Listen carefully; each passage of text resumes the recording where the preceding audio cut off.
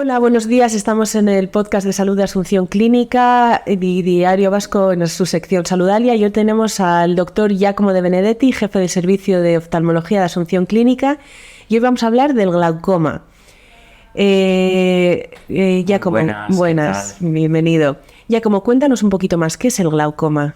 Bueno, el glaucoma es una enfermedad donde podemos decir que el humor acuoso que se produce dentro del ojo normalmente tiene un problema de desagüe, para hablarlo así en términos hidráulicos. Entonces esa falta de salida del humor acuoso provoca un aumento de la presión en el interior del ojo que va afectando los vasos y también de forma indirecta las neuronas que componen la retina y sobre todo el nervio óptico, que no deja de ser un apéndice del cerebro humano, por lo cual tenemos una arquitectura neuronal muy complicada, muy compleja, que se ve afectada por esos cambios de tensión ocular.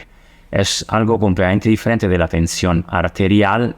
En este caso incluso se puede decir que la hipertensión es un factor protector de alguna manera, aunque no es estrictamente así, porque la presión interior del ojo se opone a la presión arterial. Entonces evidentemente si sufrimos de presión baja, y hay ciertos tipos de glaucoma que por ejemplo los glaucomas de tensión baja, que son un poco relacionados con temas tensionales arteriales, la tensión ocular va ganando encima de la tensión arterial, entonces provoca daños más profundos y más importantes. ¿A qué porcentaje de la población afecta? Bueno, el glaucoma en sí es la primera causa de ceguera irreversible en el mundo, y entonces estamos hablando por lo menos de 5% de la población aproximadamente, pero es muy variable porque también hay factores genéticos. Por ejemplo, normalmente en la etnia africana o de origen africana, o también en algunos casos de origen asiática es más frecuente. Pero sí que es una patología con relativa frecuencia, sobre todo que en raros casos da hallazgos de sí. Entonces se define como el killer silencioso de la vista, porque cuando lo descubrimos a veces es tarde. Los glaucomas que dan dolor, problemas como notar una presión en el ojo, son menos frecuentes y sobre todo dan un dolor lancinante, un dolor muy fuerte, por lo cual te das cuenta que hay algo no está funcionando bien.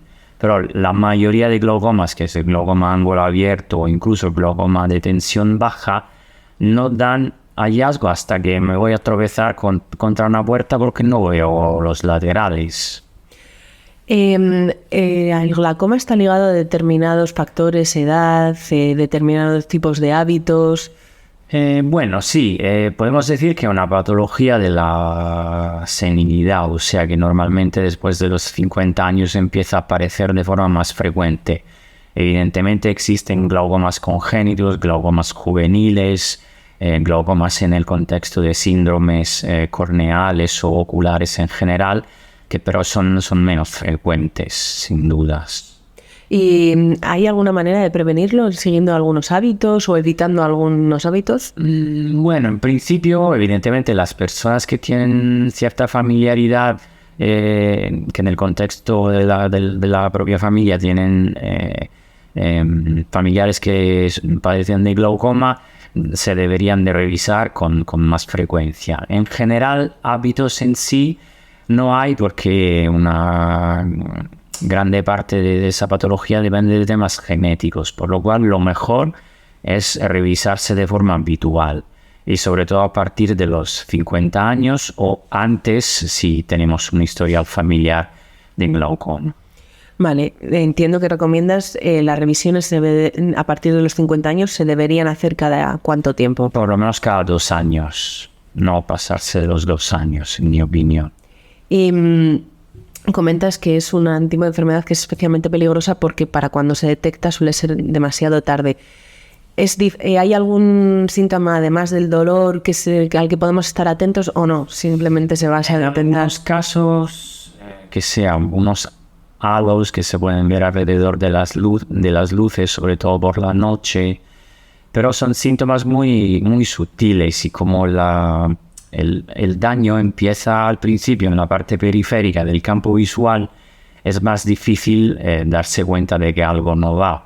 Por ejemplo, en la degeneración macular, los daños empiezan en la parte central o se puede ver distorsión de las líneas y tal. Entonces, el paciente se da cuenta porque se ve afectada la parte principal y más fina de nuestra visión, mientras que en el glaucoma, como los daños son periféricos, hasta que lleguen al centro tiene que correr mucha agua, por lo cual a mí me ha pasado a menudo de encontrar pacientes con glaucoma ya casi terminales que no se habían dado cuenta porque veían muy bien, porque la parte central de la visión más fina es la última que se ve afectada, por lo cual la verdad que da pena cuando es así porque sabes que no puedes hacer nada.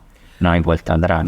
Una vez se detecta, si se detecta a tiempo, ¿se puede tratar? ¿Se puede por lo menos parar la evolución? Eso es. El tratamiento pasa justamente por parar la evolución. Entonces, cuanto más temprana sea su detección, mejor calidad de vida y menos daños vamos a tener, porque los fármacos y los otros tratamientos quirúrgicos que tenemos o paraquirúrgicos son muy efectivos. Entonces, bueno, uno puede decir, ok, ¿me tengo que echar gotas toda la vida? Sí, pero esas gotitas que me echo, por ejemplo, una vez al día, va a evitar que tenga cualquier otro problema en futuro. Entonces, en ese sentido, hay que animar a que la gente pase consultas, se detecte, se revise.